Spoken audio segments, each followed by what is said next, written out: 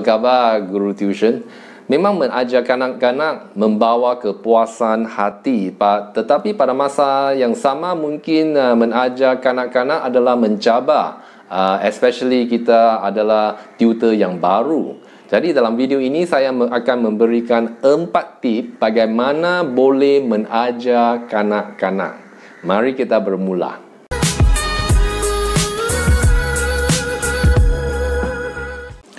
Tip yang pertama adalah apabila kita nak guna buku untuk membantu mereka, adalah baik untuk pilih buku yang mempunyai banyak gambar berwarna-warni, kerana budak-budak memang suka buku-buku atau bahan-bahan seperti ini.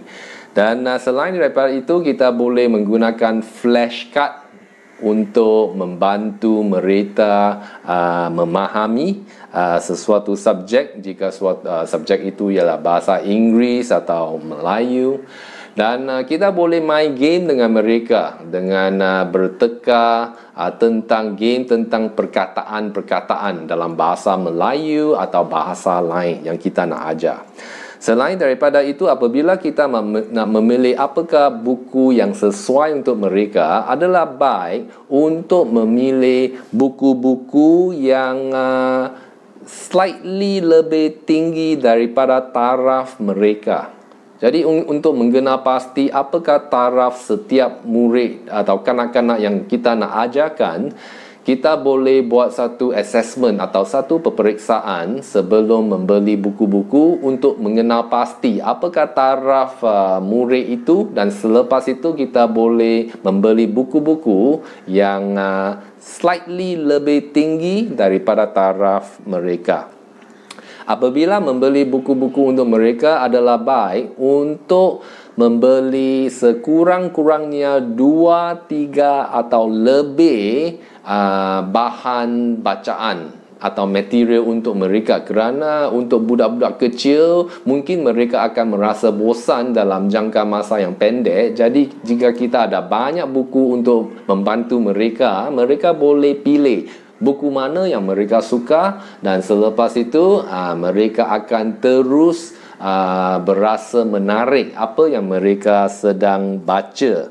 Selain daripada itu, adalah penting untuk kita membuat persediaan sebelum pelajaran dengan baik, iaitu persediaan yang rapi. Apabila kita buat persediaan yang baik, kita boleh membantu mereka dengan cara yang lebih menarik, dan pada masa yang sama mungkin kita boleh role play, kita boleh buat macam movie, kita boleh buat lakon, dan ini memang akan buat pelajaran itu lebih menarik untuk kanak-kanak yang kecil.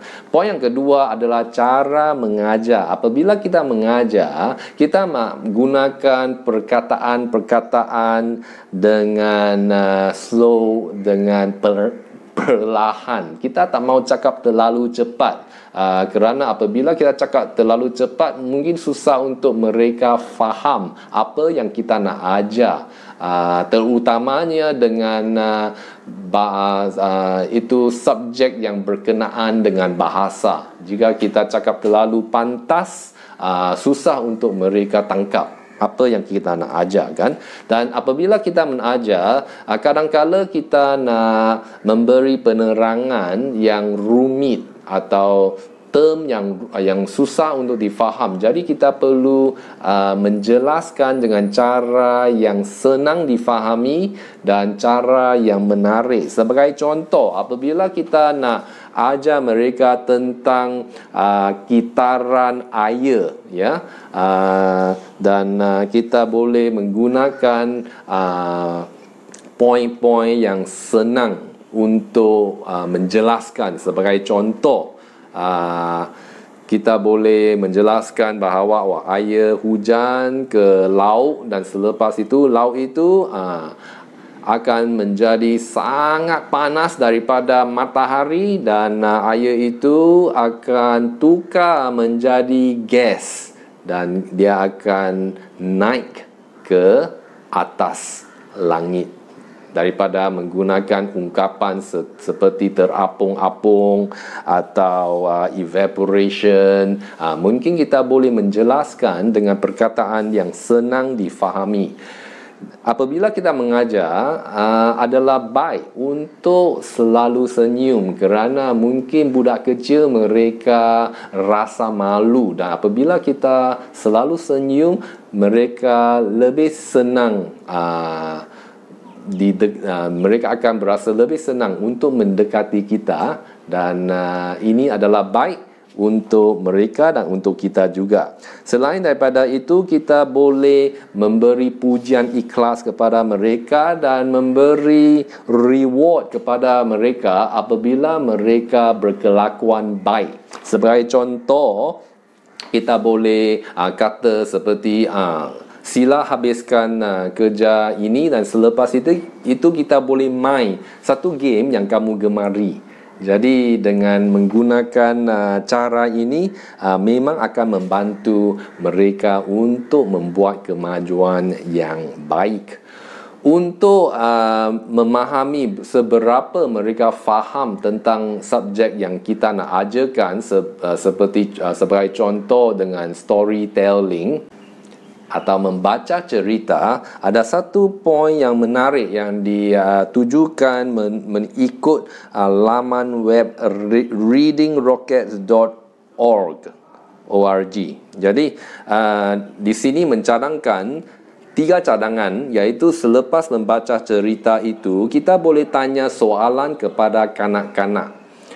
Soalan seperti, apa yang berlaku dalam cerita ini? Apa kaitan cerita ini dengan pengalaman kamu? Contoh, adakah kamu pernah melakukan apa yang diterapkan di dalam cerita itu?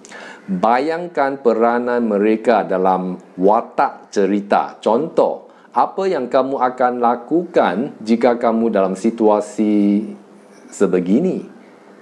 Dan kemukakan idea, pendapat dan kreativiti. Ini poin pertama untuk membantu mereka faham. Poin kedua, membuat aktiviti berdasarkan buku supaya kanak-kanak akan melaksanakan semula, tulis peristiwa yang berlakunya, selepas itu dalam satu kertas, lukis gambar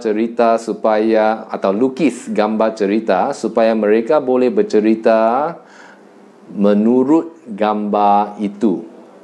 Dan poin yang ketiga yang dicadangkan menurut rujukan ini adalah galakkan kanak-kanak baca buku cerita di rumah atau di kelas. Baca buku cerita itu berulang kali jikalau kanak-kanak ada minat buku itu. Jadi selalu kita ajar perkara yang sama, ini akan membantu mereka untuk menerap dan ingat apa yang mereka pelajari.